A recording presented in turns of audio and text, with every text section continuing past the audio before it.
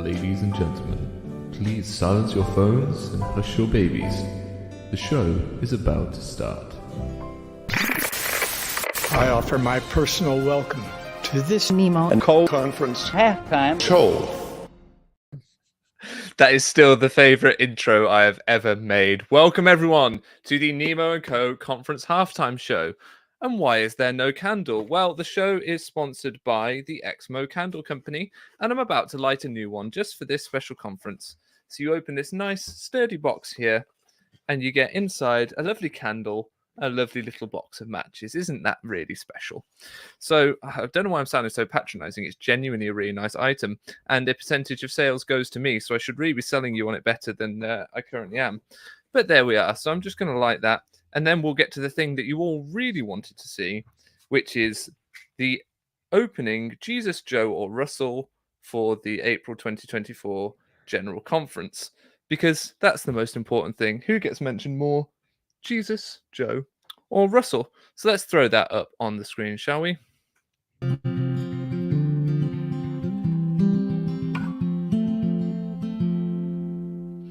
Russell is storming away in the lead. If you want one of those candles, by the way, links in the description. Anyway, enough of me plugging the candles. Russell's in the lead, straight into double digits within the first session. How incredible was that? Joe got 2, Jesus got 6. So Joe's on the board already, which is surprising. He isn't always on the board straight away. Let me open up the PowerPoint slide and let us begin. But who am I joined by? Before we start talking about Nelson, who am I joined by today? I'm joined by Mormon Civil War, who I believe is hello. Just been reading the newspaper, haven't you? Which is that's going to become important later on. Love my FT, Financial Times. But let's put this. How are you? I'm very well. I'm aware that the next session will start soon, so let's crack this this first session. And what an opener it was! There were some meh talks, there were some great talks, and we'll go through them one by one. So what we got was first my prediction. Russell M. Nelson, who is viewing this session from home, has asked me to conduct this session. Told you you'd be at home. So there you are. And then we have the next point that I also got correct. Well, we had a little conversation about the passing of Ballard first. The passing of our dear friend and associate, President M. Russell Ballard. His strong leadership, loving service in the church, and deep commitment to the Lord are legendary. We extend our heartfelt condolences to the Ballard family at this tender time. And that was nice. That was nice to have said. And then we got this next piece of prediction, which was members of the quorums of the 12 would be conducting, which I predicted would happen. And conference, you will note that members of the quorum of the 12 apostles have been invited to conduct 3 of the 5 sessions. We are grateful for their assistance. So I think that is very much because they are getting older. They are getting older, and so they need help. And, we'll see later, but Eyring pre-recorded his message. He attended in the conference center. He was there. He was sat in his seat. But, he felt the need to give his talk in advance so that he could get it right. And that's fine. It is a sign that they're getting older. The combined age of the first presidency is 280 years old, as we spoke about in the predictions show yesterday. But I just want to get through the sustaining church officers, and then we'll crack on. Yeah, any of them might not make it to the next one. They're way past the usual sell-by dates. But it's amazing what tithing paid for healthcare can accomplish. So bless them. And it's good that they're still quite compos mentis. Sorry, I didn't mean to put that up. Carry on. Finish your sentence. Sorry. No, just saying. And in a way, they're sort of getting away with it because at the moment they still seem quite sharp. They can put a talk together, although not useful or earth-shattering in any way particularly. But whereas in the past, by having people keep serving till that age, they've been well into dementia. President Monson was in dementia for most of his presidency. Benson was actually in a coma for the last few years of his.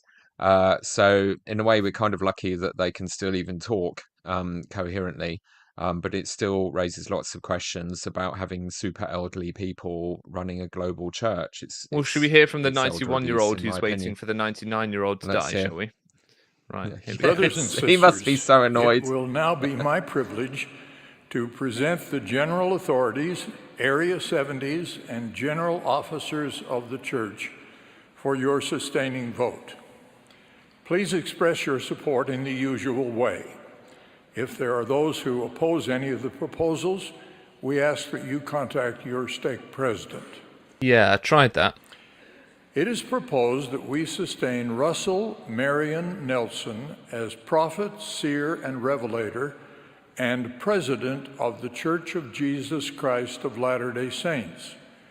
Dallin Harris Oakes as first counselor in the first presidency, and Henry Benyon Eyring as second counselor in the first presidency. Those in favor may manifest it. Those opposed, if any, may manifest it. I oppose. It is proposed that we sustain Dallin H. Oakes as president of the Quorum of the 12 Apostles and Jeffrey R. Holland as acting president of the Quorum of the 12 Apostles. Those in favor, please signify. Any opposed may manifest it. I oppose. It is proposed that we sustain the following as members of the Quorum of the 12 Apostles: Jeffrey R. Holland, Dieter F. Uchtdorf, David A. Bednar, Quentin L. Cook, D. Todd Christofferson, Neil L. Anderson, Ronald A. Rasband, Gary E. Stevenson, Dale G. Renlund, Garrett W. Gong, Ulysses Sawaris, and Patrick Kieran. Those in favor, please manifest it. Any opposed may so indicate. I oppose. It is proposed that we sustain the counselors in the first presidency and the Quorum of the 12 Apostles as prophets, seers, and revelators. All in favor, please manifest it. Contrary, if there be any, by the same sign. I oppose. I love the fact that he looks around, that he actually looks for any opposing votes, because that's progress right there.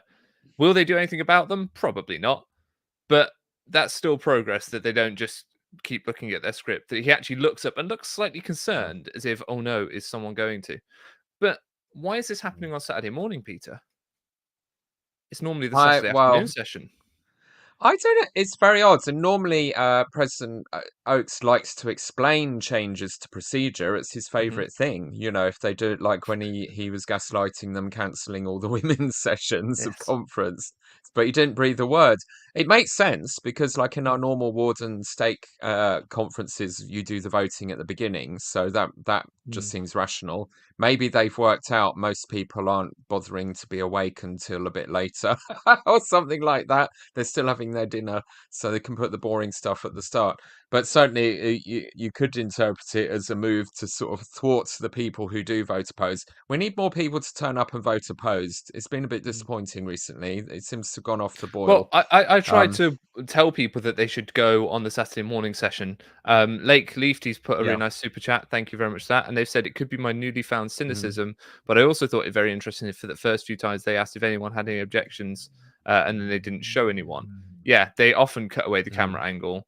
That's what will happen. But the fact that they moved it, I wondered whether that was an attempt to try and keep people out that were planning to go and oppose. Maybe women that weren't happy about Jay Annette Dennis, who ended up speaking this session. I predicted it, but boy, oh boy, did I wonder whether it actually happened or not. But yeah, I think I say we move on that. And let's look at who intriguing got made emeritus. And there's quite a few names there, including Mormon super spy himself, Shane M. Bowen. So we now need to work out who's going to be the head of the Strengthening Church Members Committee, don't we, Peter? Because Yeah. he's Do gone we now. know the full team on the? Yeah. Do we know the full cohort on the Strengthening Church Members Committee? The thought Shane M. police or the Bowen, Gestapo? Kevin Pearson, and Kevin Pearson. There's no surprise. I always forget the third Yeah. one. I always forget the third one because he's Interesting. forgettable. He's a man in a suit. You'll just have to phone their secretary and find I'll out just again. call up You and are ask, yeah. RFM. Well, I'll just call up Shane Bowen's secretary this time and ask who's replacing him, and I'll just bug them, and they'll, that'll be fine. Yeah. But 2 members of the presidency of the 70 were made emeritus: Brent H. Nielsen and Paul V. Johnson. Interestingly, Paul V. Johnson will pop up later. But other than that, yeah, Gary Sabin, he was in Europe for a while. He was in our area of presidencies over here. So Ian S. little Arden personal is story on him if you Jacinda's want.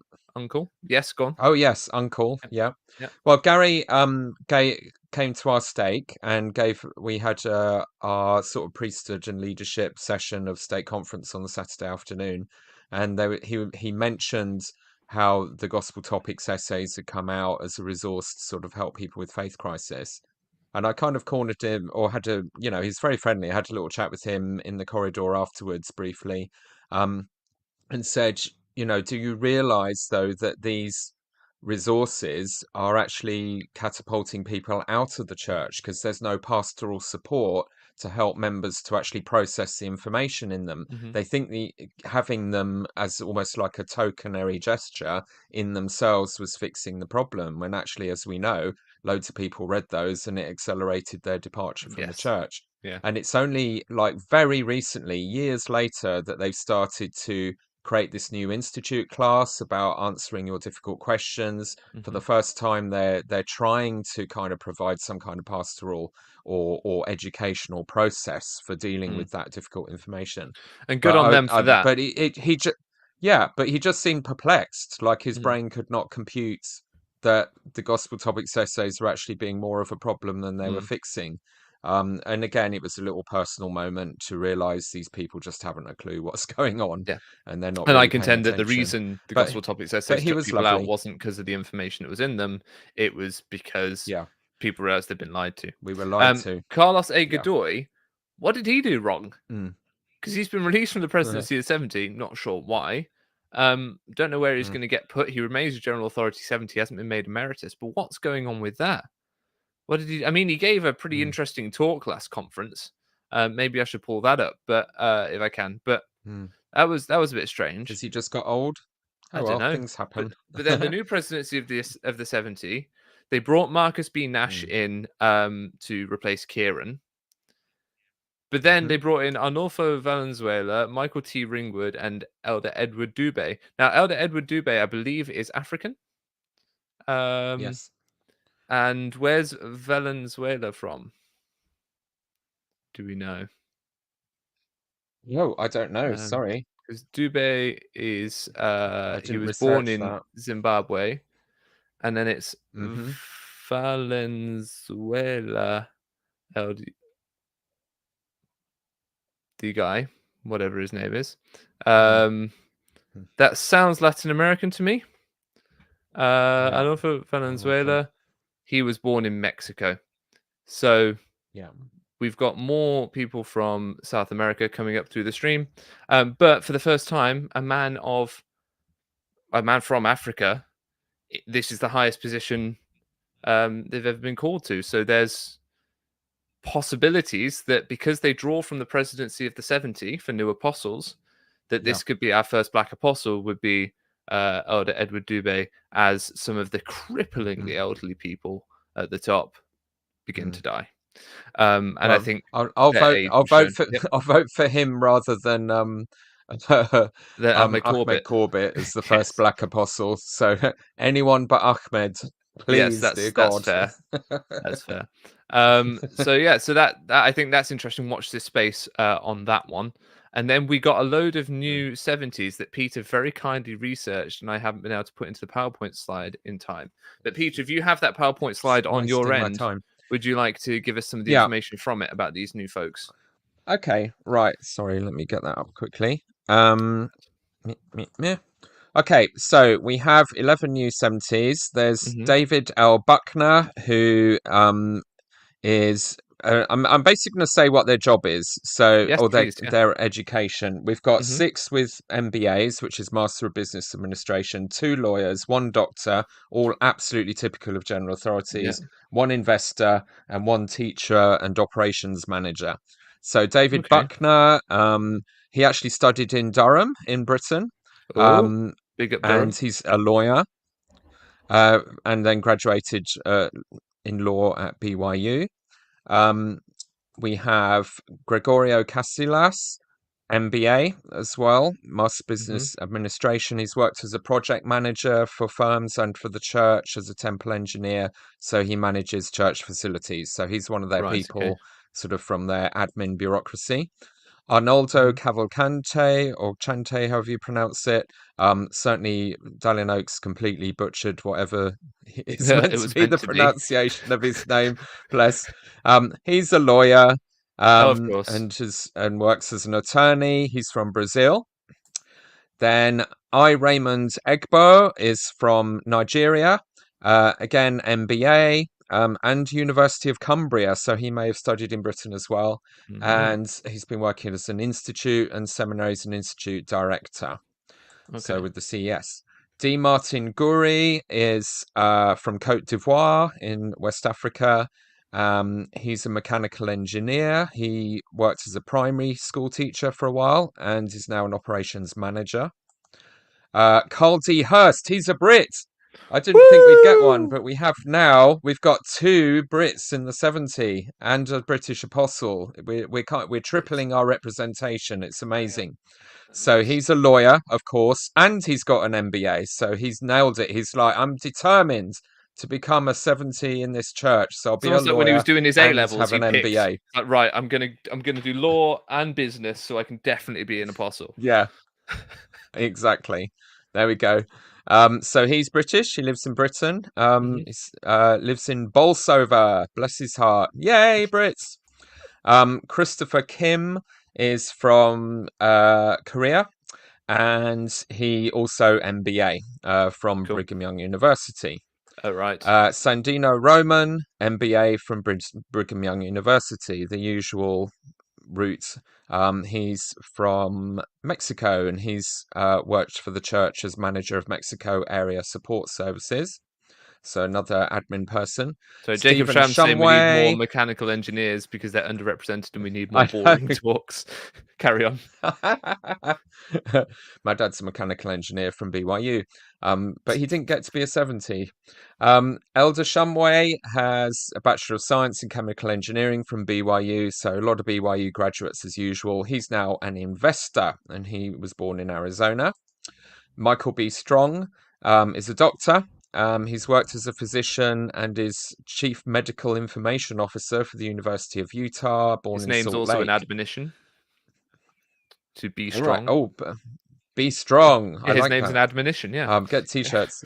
So- Sergio, and finally, Sergio R. Vargas is an aquaculture engineer and BMA graduate. Hmm. So he's worked in aquaculture in Chile, so Chilean, and Okay. is a production and operations manager. So the Right. profile is, as always, and this is, we keep making the point. To be a religious leader, it Hmm. would be really helpful to have people who are educated in religion, Mm. in history, in literature, Just in any of the theology, humanities, really. and any of the humanities, which is their job. But they just run it like a business. They're point businessmen, and that's the pool of people and lawyers who are they're selecting from to be the apostles. So of course, most of the apostles are MBA graduates. They're businessmen, they're lawyers, and a couple of doctors thrown in. Right. All sort of high ranking middle class management level, or well paid careers. Not at all relevant to religion, and not at all relevant to the cross section of their Mm. actual membership and representative. We've And doesn't just it had a show when they speak and when they act?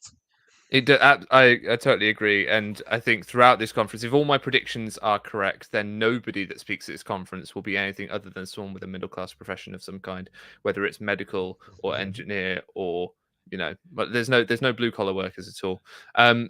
No last name has just said in the traditional Mormon interviews, I think Nemo should tell what kind of underwear he wears. Just kidding, don't ban me. Here's money for Jammy Dodgers. Jammy Dodgers are in play already. Hey, they're in the So house. yes, for the Americans who don't know what one of these looks like, there it is. It's beautiful, delicious, divine heaven. jammy goodness. So that is what It's a fuels me. biscuit And if and you it's would got like to jam. send donations to fuel me, then that's fine. Do them through Super Chats or do them through the link below. And that is the smoothest I've ever done a call for donations. Thank you very much. Thank you very much, Wendy, as well. There we go. So let's move on. We've got a new Sunday school president. We're barely going to get to the talks at this rate, Peter. Let's crack on. Sunday school presidency were released. Mark L. Pace, Milton Camargo, and Jan E. Newman. But interestingly, Paul V. Johnson came off his paid position as a GA 70 in the presidency of the 70 to the presumably unpaid position of Sunday school presidency, because that's a general office, which means he's an emeritus 70 now as a general officer of the church. So is he going to take the pay drop, I wonder? That's all I saved noted enough about that. to live in luxury for the rest of his life if he's had I'm sure the the church won't 70 kick him out of the salary for a house. while. Yes. No, he'll have a palace by now. There you go. Yeah. So should we crack on with the talks? Let's do it. And Here who we said go. what? Because we need to get there. This is the closest anyone for a long time, I think, any man particularly, thank you Tammy Johnson for the super chat, has come to quoting a woman. Because Holland talked about how his wife passed away, and he talked about how she gave a talk once titled Fulfilling the Measure of Your Creation.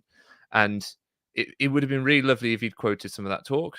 That would have been a way of kind of immortalizing his wife's words in General Conference, in the canon of General Conference. But it's just so ingrained, I think, at this point, that the men don't quote women in conference. It just doesn't happen. So I didn't actually have anything else to say about his talk, really, because it just seemed very much just him talking about his personal experiences. But yeah, Peter, your points, please. Yeah, no problem. He was absolutely lovely about his wife. He said she filled the measure of her creation, and it was a beautiful tribute to her. And she certainly won our hearts when they served in Britain and as mission, just located for the area presidency, but also the recent British rescue, which I'll eventually do an episode about. Her talk was lovely. There were kind of 2 points he was making. One was, in the Bloggernacle chat, everyone's trying to big up the fact that he went into a coma very soon after his wife died and somehow survived thanks to medical care. And he's back, and he was, he's humble enough to say it might not be for very long. I'm here for however long the Lord's has given me. But everyone's kind of turning that into a miracle. And something I want to kind of point out as a running theme in this, we've always had RFM's General Conference Death March, and how much of these talks always rely on stories about life and death that usually end in death, and or natural disasters. And they're so stuck in this rut of that being the emotional tag or pull in their talks. It's got so repetitive, and they're still just not addressing the real issues going on in the church and why people are leaving. So it's in a sense frustrating by the absence of what they're not talking about. But he talked about how he almost kind of framed it as like he'd had a Paul the Apostle or a King Lamoni experience while he was zonked out, unconscious. And he says he basically received a repeat of the revelation to the founding apostles of our church, to be totally focused on warning the world, about to be saved, to have more urgency, consecration, and faith in his work, to come back fighting and testifying. He also talked about prayers being answered, and absolutely nailed it with the ludicrous contradiction that all of our general authorities teach now, which is they say, we acknowledge often your prayers won't be answered at all. You won't get anything like what you prayed for or wanted, but they are always answered. because God's decided not to give you that, and that's your answer. The answer was no. Rejoice! Hurrah! You don't get healed. You don't get the blessing. And As that always Bednar famously contradicts said, with do we have the present faith not to be healed? not to be healed. Yeah. And it's the house always wins. And this is it. And we had this over and over again already in the talks in this first session of conference. Whatever happens, it's faith promoting, which is Yeah. complete irrational nonsense. And it reminds me of Nelson's talk where he was saying, on the one hand, all you need is a tiny bit of faith and you can move a mountain and deal with any issue in your life. You know, what's stopping you? It's just your faithlessness. Then on the other, but God might have a different answer. Well, in that world, when do you know to stop praying? When do you stop exercising faith? If the test of your faith is meant to be keep believing and then it will happen, when do you stop? If you're also being told the answer might be no. And it's just setting everyone up to try and bamboozle them that whatever happens, it's a miracle. But also, it's no different to the averages of anyone getting sick or dying or being healed in any situation. They're not offering anything unique or different to normal life for atheists. Okay. So that is really problematic, and he was going that. And the final point from him was when he was talking about praying, he said, if you can pray vocally out loud, which is a bit old-fashioned. And it just recalls the face-to-face that he did with Henry Eyring when they both really hammered home this idea that you have to put on your Sunday best and be in a dark room and pray out loud as you approached great God on his throne, and he might deign to listen to you. And it just gave me a little chill down my spine of that ludicrous idea that God is like an obdurate king who really isn't that interested in you, and you have to kind of make these extra ritualistic efforts to even be heard, like praying out loud when no one else, when you can pray privately. Like, what actual difference is that meant to make? You know, it's this Pharisee thing of adding requirements for a communication with God. Anyway, so I thought that was fascinating, and you Can I know, the just finish same that old up tropes, basically. Yeah, with yeah. so what he said was, from the bottom of my heart, I thank all of you and thank my Father in heaven who heard your prayers and blessed my life. I recognize that at roughly the same time, so many were praying for the restoration of my health. An equal number, including me, were praying for the restoration of my wife's health. I testify that both those prayers were heard and answered by a divinely compassionate Heavenly Father, even if the prayers for Pat were not answered the way I wanted. So he's trying to appeal there to a sense they of weren't answered. I don't get what I want either, but they were answered, just not the way I wanted. It's Anyway, we won't drag back into that because we have this woman to deal with. Hey, Annette, Which is come on. J. Annette Dennis. So many people were telling me when I put her name up on my prediction list, she's not possibly speaking at this conference. You are having a laugh. There is no way they put this woman in front of the church. I said, I think they will. And sure enough, they did. Of course they Here's will. a reminder of the course. J. Annette Dennis incident very quickly. Yeah. She calling it gave this Womangate. quote, Womangate. I like that. She gave Yes, this yeah. quote at a devotional, and it was put on the church's Instagram. There is no other religious organization in the world that I know of, that is the caveat that does the heavy lifting here, that has so broadly given power and authority to women. Everyone went, no, that is not our lived experience. And so many thousands of women, 8,000 or 9,000 women, or comments were made. You know, I don't know if that was the exact amount of women, but you know, lots of comments, thousands of comments, to the point where the church said the church's social media team acknowledges the numerous comments that have emerged in response to this post. Thank you for taking the time to share your thoughts, feelings, and experiences. This just stinks of Patrick Kieran and his PR expertise, and good on him.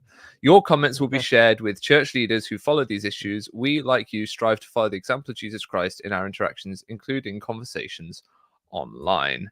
And such was the backlash that comments started disappearing, and everyone thought the church was deleting them. So I threw a little quip in: before you delete this comment, please add it to my Strength in Church Members Committee file.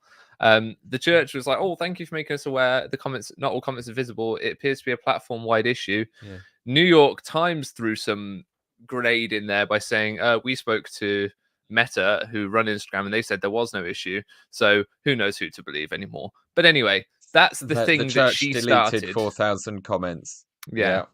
And then they put them back, and it's now up to 17,000. It's incredible. 17,000 now.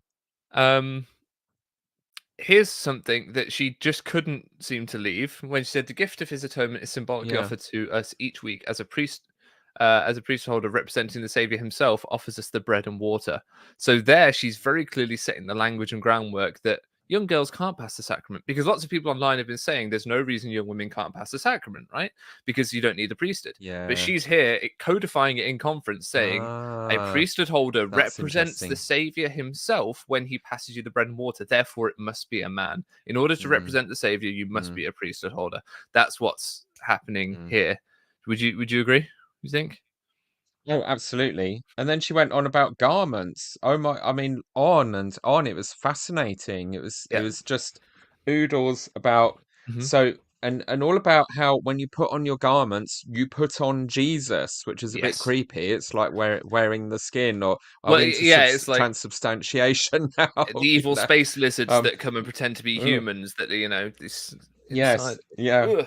Anyway, Yeah. but and Jane Christie, our collaborator at 21st Century Saints, Hmm. pointed out that she used the language of personal holiness rather than personal worthiness, which Yes. may or may not be intentional or a shift in rhetoric. But that was, we'll see if holiness starts to be Mm. a new thing in the general authority jargon. Um, but of it, yeah, I mean, so, but again, the context here is that the Temple Recommend question got changed a year or so ago to Hmm. kind of tone down the expectation that you wear your garment all the time, every day, Yeah. day and night. That they removed, I think, the term day and night, and it was just something like wear your garment.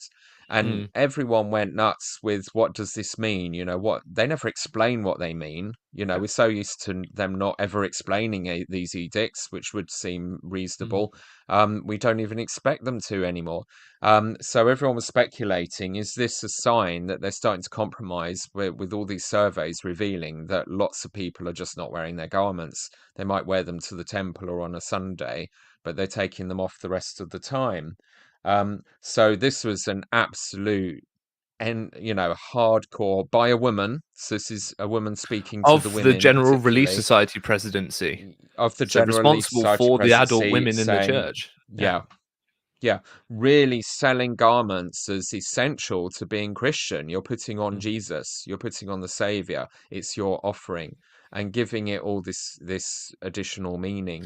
Well, yeah, she talks Whereas it about used it's to be likely mostly that talked about in terms of chastity and modesty. she talks about the They're temple making and it all very how spiritual. the garments Mm. represent the skins that Adam and Eve were given, and she says it's likely an animal was sacrificed to make Oh, those coats of skins, I symbolic of the know. Savior's own sacrifice for Ew. us. I've heard that in a John By the Way lecture, like from the early Mm, 2000s. Like that's not new, but equally, I'm not sure that's made it over the mm, pulpit before. That was always kind of like sort of mm. people that were trying to make a little extra about the Yeah, garments, because yeah, I think John By the Way also talks yeah, about how it was probably a lamb that was sacrificed, and isn't that symbolic of Jesus, and that sort of thing. yeah. um so, but she Yeah. talks about, I'm so Or grateful for the privilege of if you're wearing a the young garment Earth of the Holy Priesthood. creationist, it could have been a yeah. If you're a young Earth Mhm. creationist, like some Mormons still are, it could have been a Tyrannosaurus Rex skin. That would have been Oh yeah, interesting. yeah, true. Mm, I'm just going to read what she said yeah. about wearing the garments, just so we can get it on the record. There, she said, "I'm so grateful for the privilege Mm, of wearing the garment of the Holy Priesthood to remind me that the Savior and the blessings of His infinite atonement constantly cover me throughout my mortal journey."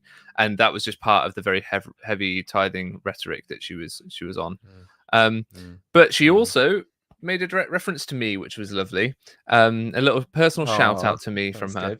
good. If Yeah. those of you who have been around here a little while will remember that when I looked at last conference, President Nelson was talking about how tithing was really good, but then put in the footnotes a clarification that tithing doesn't lead to physical or financial blessings, etc. Right?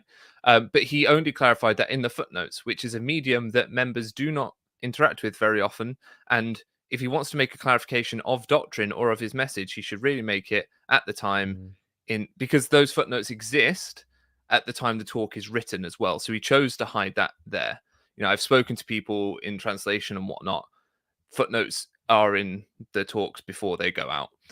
So what Jay Annette Dennis decided to do was mm, make it known that the talks have footnotes. She said, study the talks of our mm, prophet, including the beautiful teachings in the footnotes of his talks, which most conference talks have. You silly people who didn't realize they were there. the reason we didn't realize they were there is because we didn't think we'd need to look in footnotes to clarify what our prophet's trying to teach us. The whole point of him is that he should be able to teach plainly over the pulpit, very directly, what God's trying to teach us. He shouldn't have to hide stuff in footnotes. And that's all I got to say about that. Should we get to this guy? Yeah, don't look at Wendy Merrill Perry's comment. Oh dear! If the chat started talking about furries, I'm going to ignore it. Yeah. Anyway, so Alexander Dushku was called between conferences as a General Authority 70. We don't know what department he's in or what he does, but what we do know is he graduated in economics from Brigham Young University in 1990 and from BYU Law School in 1993. He has worked as an attorney for Curtin McConkie since 1996. Hey, so this man is a lawyer. Curtin McConkie lawyer. And that's exactly what we need in the leadership of our church, right? We need people to go from defending the church's interests as lawyers to defending the church's interests as lawyers, but no longer working for the law firm, just putting on the suit of the church instead. Just covering up abuse in new and special ways. Did you notice, Peter? Did you notice that he's conflating the accounts of the first vision? Did you notice this? Oh, I wasn't paying that close. I was busy working on the PowerPoint. You ended up ignoring and not showing everyone. Right. Well, so then tell me some of the details, I have to say. Tell me what you think of this then, Peter. He talked about Joseph Smith seeks forgiveness for his sins in the first vision incident. Yeah. What's that about? Yeah. Because in the 1838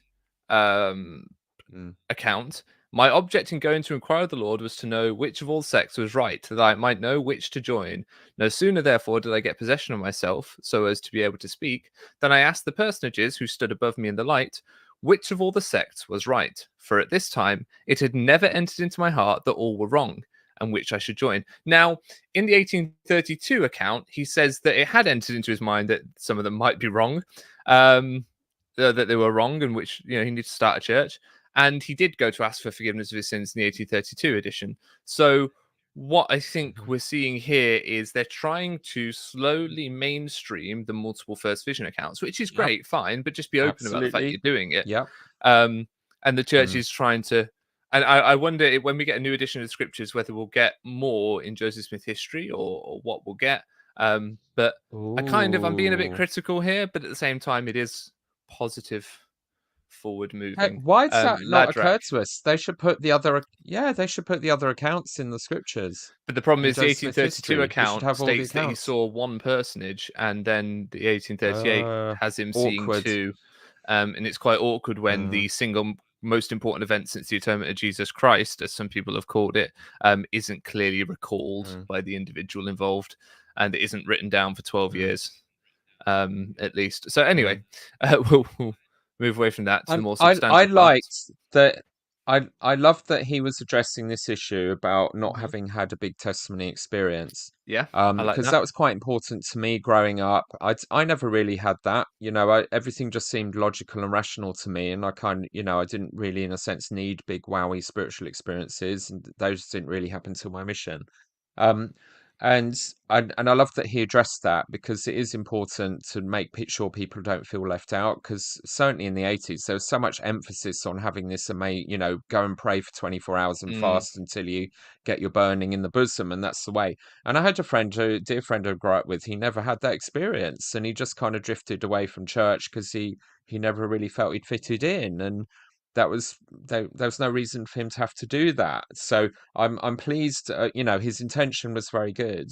I thought it was interesting that he said the church will someday fill the earth with the light and truth of the gospel. And I was like, I thought you'd given up on filling the earth. I Everyone's thought all about how it'll be tiny now.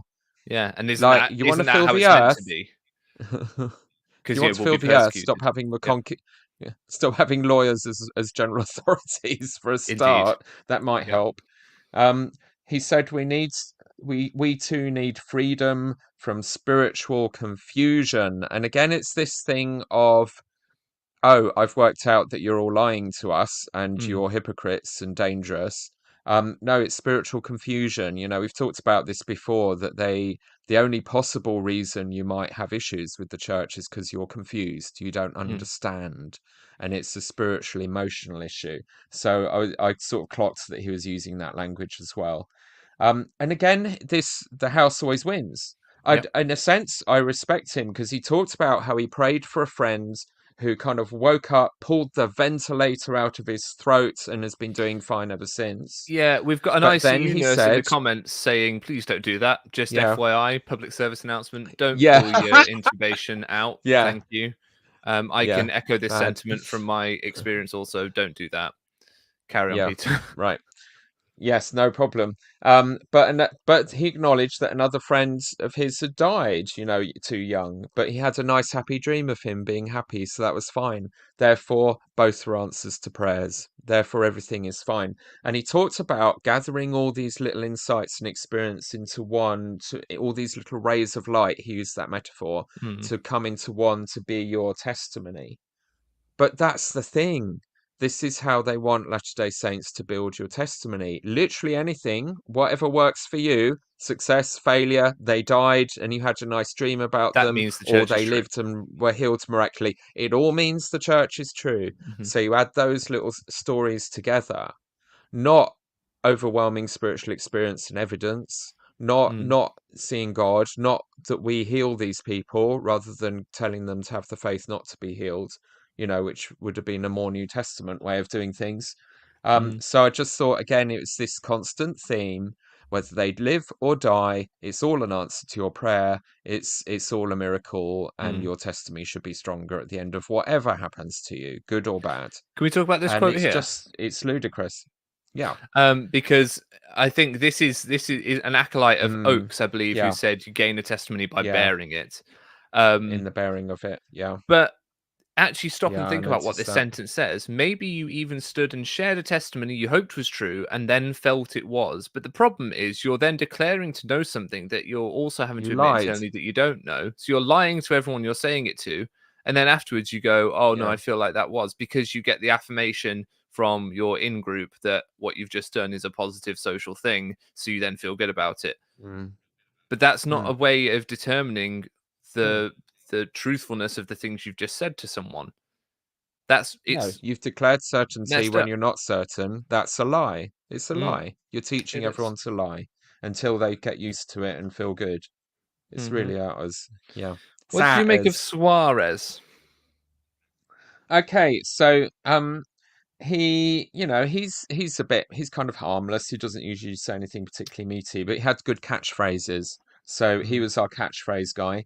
But first of all, he was talking about his wife, Oh, again, Peter, the same Peter, theme. one His what? second. Oh, One what? second. Really sorry. Oh, Wendy Merrill Perry's done talking about furries now, and instead she's decided to mention oh, that they don't do the audit anymore. And we have to mention that the audit did happen as oh, well. yes. And just to reassure everyone, the Yeah. church is definitely Mm. playing by the rules that the church said it should play by. So that's it. We're all assured. The According to church its is, own employees. according to its own employees and its own rules and practices, the church is doing everything that the church wants to be doing. So there you go. Feel Yeah. reassured.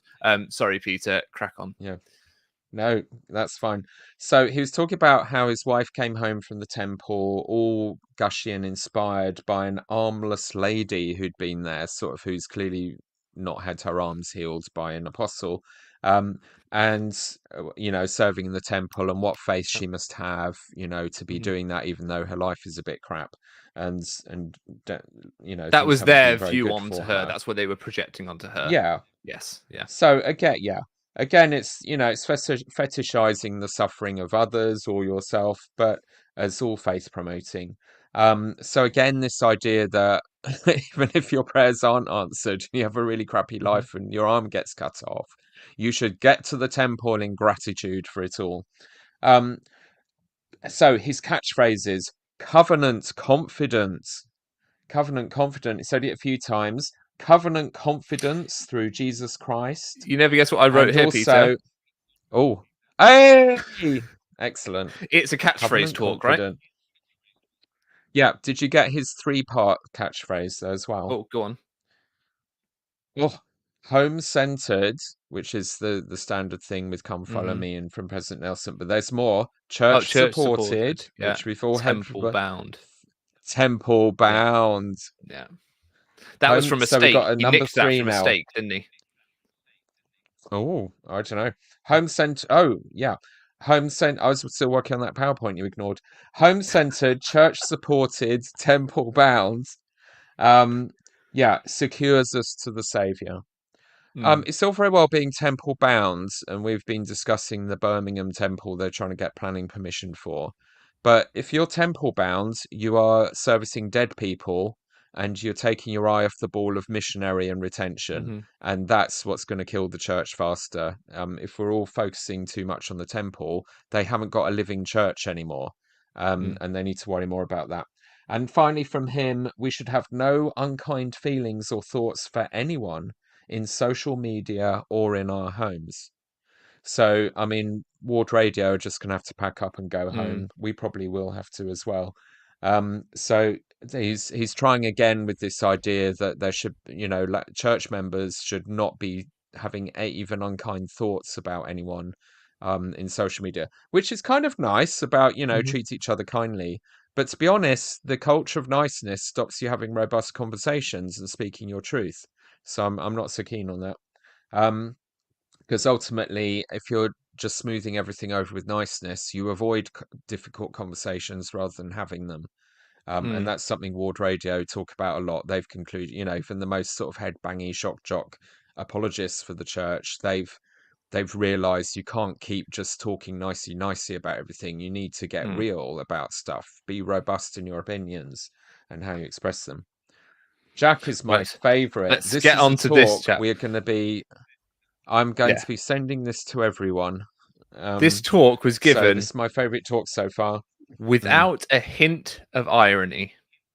Not a hint of irony. And just Unbelievable. before we get to Jack and Gerard, there is 900 people watching this currently, which is insanity and madness. So thank you all very much for watching.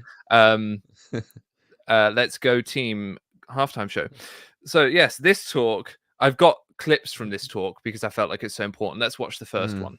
Integrity means we do not lower our standards or behavior to impress or to be accepted by others. You do what Well, then what is hiding your money in 13 clone LLCs to not be seen as having a lot of money by others, if not adjusting your standards for others? Carry is on. right To and be let acceptable. the consequence follow. Recent revisions to the Preach My Gospel missionary manual notably added integrity as a Christ-like attribute. A number of years ago, Elder Uchtdorf was assigned to reorganize our stake. During our interview, he asked me a question I have not forgotten. Has there been anything in your life that, if brought to the attention of the public, would be an embarrassment to you or the church? Surprised, my mind quickly raced over my entire life, trying to recall those moments when I may have fallen short, and asking myself, if others knew everything I had done, what would they think of me or the church? In the moment, I thought Elder Uchtdorf was only asking about worthiness. But I've come to understand it was really a question about integrity. Just imagine that when you're getting this call, what an apostle asks you is there anything that might embarrass us, if we give you a calling? Just we need to know. It screams risk management almost. They're like, we just need to know if you've killed absolutely. anyone just in case it comes to light or something. Yes. What? What's discernment for if not these things? But you will have given him that lingering eye contact and silence, and then got an answer out of him, I'm sure.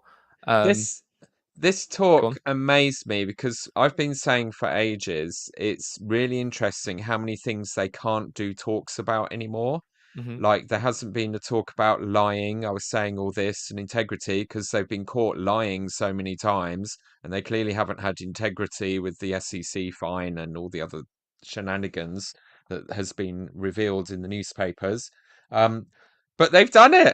This is it. This is a bitch slap to me. It's like, no, actually, we are so shameless. We're going to still do this stuff. We're giving these talks that relate in no possible way to our actual institutional behaviour or the behaviour of the first presidency. Here goes. So I love this, Jack. I totally agree with you. I believe and sustain and support every single word that he's said here. Absolutely. We must not lower our standards to be acceptable. Do what is right, let the consequence follow, rather than trying to micromanage consequences or not wanting consequences, avoiding consequences. Should we hear and how he responsibility. thinks There's the more. world is doing it wrong in worrying about what people might think of them? Let's just The watch world increasingly grapples with integrity by imposing codes of conduct or ethical rules that govern the relationships between people and institutions. Why does he say that like that's a bad thing? He's giving the vibe that, no, yeah. how dare they put in ethical codes of conduct? How terrible these that silly companies are becoming ethical and care about their public image. leaving us behind. And integrity. The only vibe I'm getting from that is I think it's taking digs at having to be LGBTQ friendly and that sort of thing. That there's definitely a strand here which he gets to later of not pleasing the world and its woke values. So that's why he's describing it as a negative. It's subtle, but I think it's clear. It's a clear dog whistle. Okay, and it's I didn't referencing catch that. These worldly companies are now like, you have to be feminist, you have to be LGBTQ inclusive, you can't be racist and nasty anymore.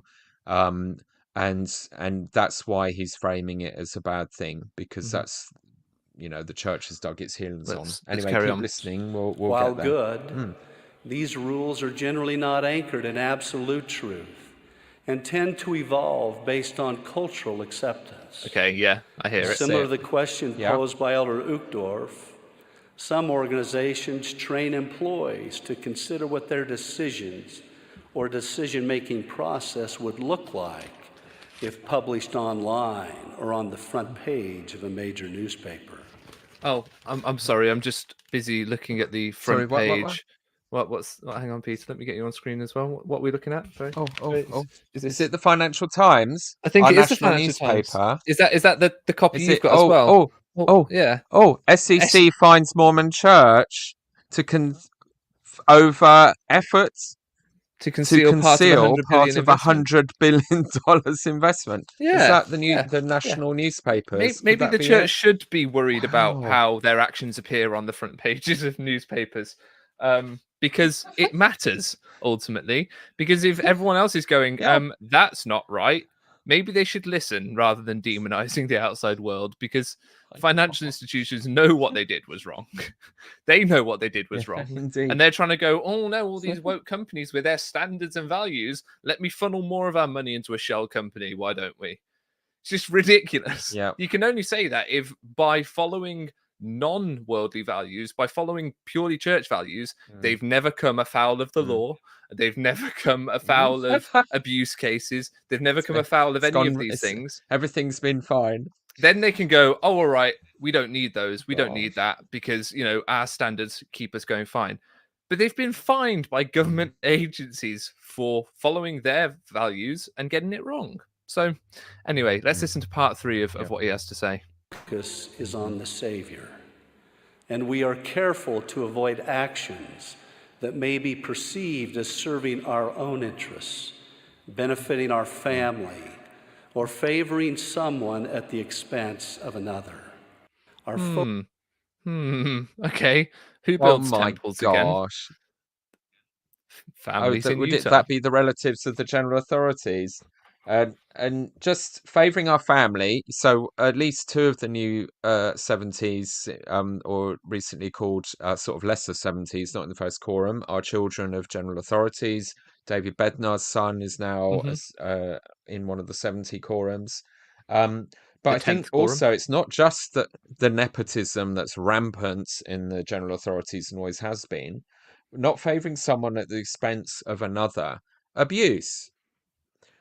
Over and over again, the local decisions and attitudes and priorities of the church, both from Curtin McConkie on the helplines and our local lawyers and stake and ward leaders, have been to favour abusers over their Hmm. victims. You know, it's not just about financial grift. It's so I love what he's saying. Stop doing it. Just stop doing it. Yeah. Um, He goes yeah, on to talk so about the worldly it's pull. wrong. It's unethical. Yeah, He talks about the worldly pull of their standards and their problems, whatever. It can be as direct as destroying yeah. fidelity in marriage, or as subtle as posting anonymous comments critical of church doctrine or culture. That's the pull of Satan and the world, is it? I don't think people on That Instagram, that's always probably what he's referring to, they weren't anonymous.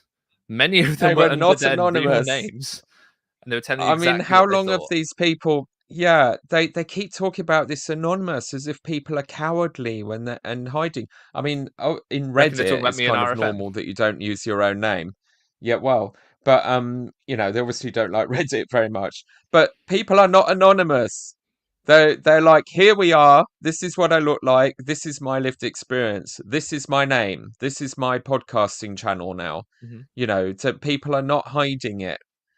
So again, they're so out of touch with what's going on and what they're competing with Mm. effectively that they've still got this sort of early 90s view of how message boards work with anonymous names. It's like, dudes, we can name the people. Yeah. There's an army of people coming for your church and your hypocrisy and the fact that you're not living up to this guy's talk.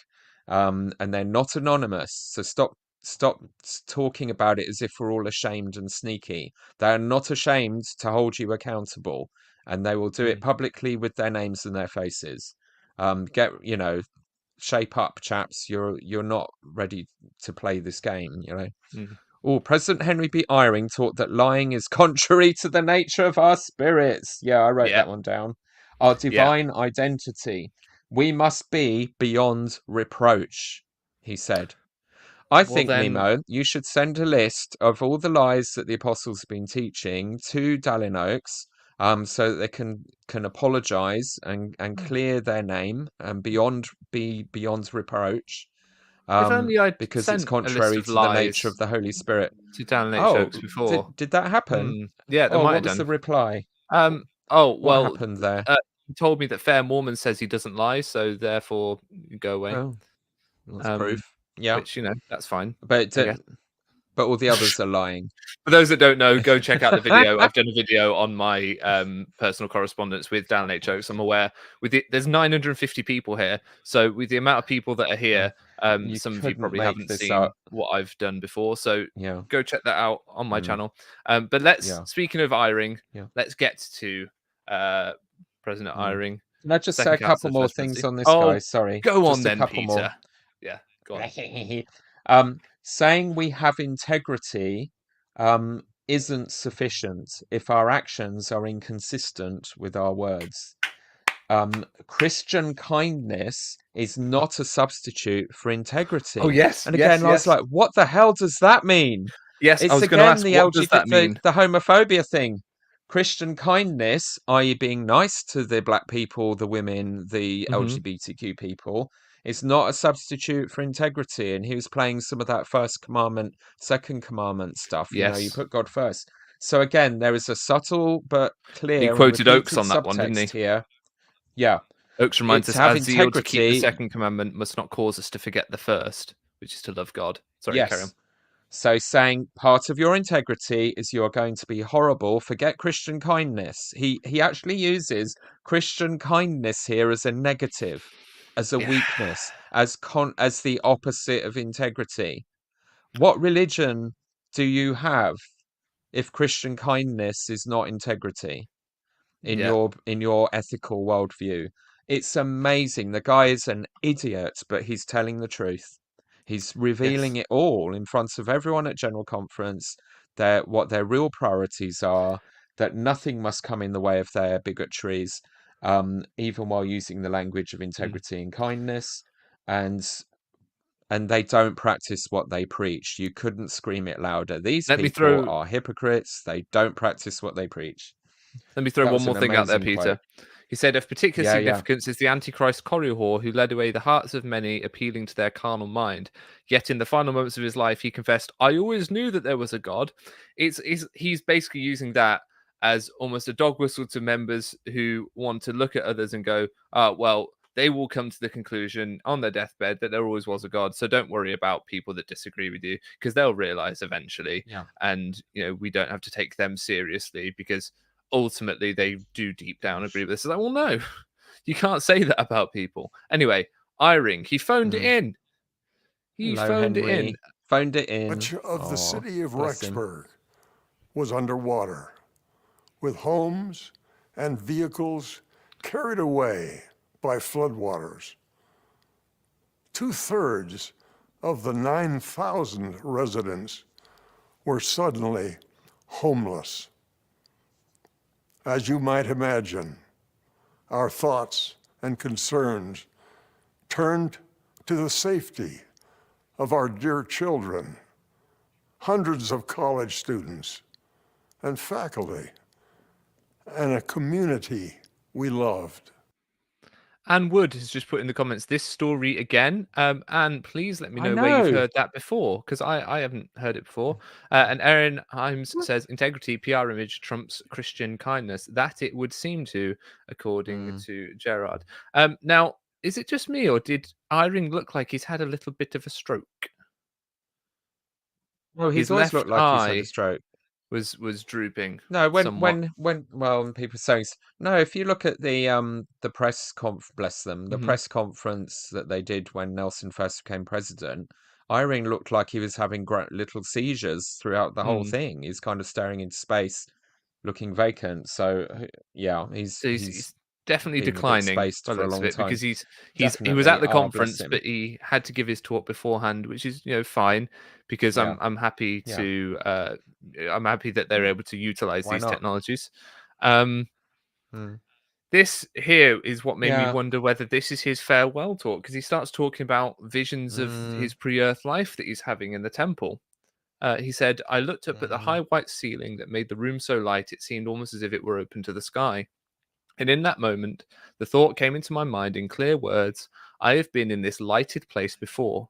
But then immediately there came into my mind, not in my own voice, these words, no, you have never been here. You are remembering a moment before you were born. You were in a sacred place like this where the Lord could come. Aw. What do you make of that? That doesn't That make any telling? sense, but it's kind of cute. Well, it's like he's thinking he's seen it before, then he's been told you haven't been there before, then you are remembering a moment before you were born, so he had been there. That doesn't Yes. make sense. He's contradicting himself. It just But we get the spirit of what he's trying to say, right? yeah, We yeah. understand what he's trying to He say. he zoned out in a boring endowment. Yeah. Otherwise, here's a little bit of nepotism. When Kathy and I were married and Oh. sealed in the Logan, Utah temple, then elder Spencer W. Kimball performed the sealing. Spencer W. Kimball is his uncle. Henry B. Iring is the fourth in a line of nephews going back to Joseph Smith. And so there you are. He's royalty. he's properly nepotism. Nepos is Latin for nephew. So he is the definition of nepotism. And I'm just trying to think if I got anything else before I let you rage. Yeah, I said it feels like a goodbye. That was my thought. So, Peter, Yeah. rage away. Yeah, Rage against the dying of the light. well, it is a it is an old story. It's the Teton Dam thing. They used to tell it all the time in conference. You're too I've young. not It's heard because it you're a before. child. Oh, okay. Yeah. So I'm Okay, a so that's child. nice that your generation gets to hear it for the first time. But it was big drama for everyone. Usually it was told in a sort of a thank goodness we had our food storage sort of tale that loads of people lived off their food storage for a few days. Mhm. But the general message here was your temple ceilings are secure you so you don't have to fear. That his wife had to go at him for sleeping well the night of the Teton Dam disaster. And his response, well, we're all sealed to each other, so there's nothing to worry about, really. which can be faith promoting and nice, but also sound a bit flippant and not very emotionally connected to what's going on around you and people's distress. But hey, well, it's a bit like President Nelson being totally calm while the plane crashed to the earth in a fireball and Yes. people were screaming all around him. So I think I'm starting to feel, being that autistic, I don't know what the right term for it would be, is not necessarily a plus, guys. Right. Show a bit more emotional connectivity with people's lived experiences. Mhm. But it was a very simple message. But again, it's the same old covenants. Go to the temple, everything's Mhm. fine. You don't need to worry about anything else, really. So overall, that's no help to No. save the church. That's not going to stop people leaving. That's not dealing with any of the issues. The reason why 80% of our young people leave before their late 20s, why 80% of all of our converts in the church globally leave within the first 2 years. There is nothing here so far except blatant hypocrisy about integrity, guilt Jacob Schramm trips said about that you garments. meant neuro Yeah. spicy. That's what you Neuro meant. spicy. Neuro I spicy. like Yeah, that. Yeah. I like that too. No, my my family has a good dose of Asperger genes. We're all over the autism, and I know it when I see it in our general authorities. It's it's Fair not an enough. insult. It's just a reality. Um, so and yeah, and it can have its strengths and its weaknesses. So I just think this turned out to be far more interesting than I thought it would be. Yes, To be honest, but far more as interesting always, session. usually for the wrong reasons. Hmm. But the overall messaging is whatever happens, it's faith promoting. That's your testimony Yeah, growing. You die, heads we you win, live, tails you you lose lose. an arm, you don't pull your breathing apparatus out of your own throat. No, don't do that. Be covenant confident, home centered, church supported, temple bound, focus on the temple, you got sealed, you're okay. Should I start Which, a line of even merch though that they says have "Covenant announced, Confident," or would that be yeah, inappropriate? definitely wristbands. But again, who they not speaking to? They admitted that since the mid 90s or early 90s, more than half of the active adult members of the church have not been married. They're not sealed. Some might be widows, Hmm. but they're not married. They're single or they're married to non-members. Yeah. So again, all these smug promises that you don't have to worry because you're all sealed, you're talking to a small percentage of your audience. You are not talking to the flock. You are Hmm. not prioritizing the lost sheep or the people in trouble. You are not mourning with those that mourn.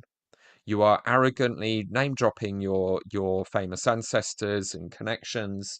You are lying and being hypocritical, and you are smugly self-congratulating that it worked for you and your family and your Well, marriage. can I But just by do a bit of? definition, the people it didn't work for aren't in Mhm. your quorum, so you don't get to meet them very often. Yeah. Can Yeah, I do a bit of that's smug my rage. self-congratulating? As Go I on. say, at one point, over 1,000 of you were watching, which is excellent. Thank you very much, everyone, for tuning in and watching. And thank you very much for everyone being in the chat. That's also been wonderful. Make sure you like this video because there's 1,000 of you. So if you all like it, it'd be pretty sweet. If you want to support this work, I'm staying up till 4 in the morning, my time, to watch all of the sessions for today.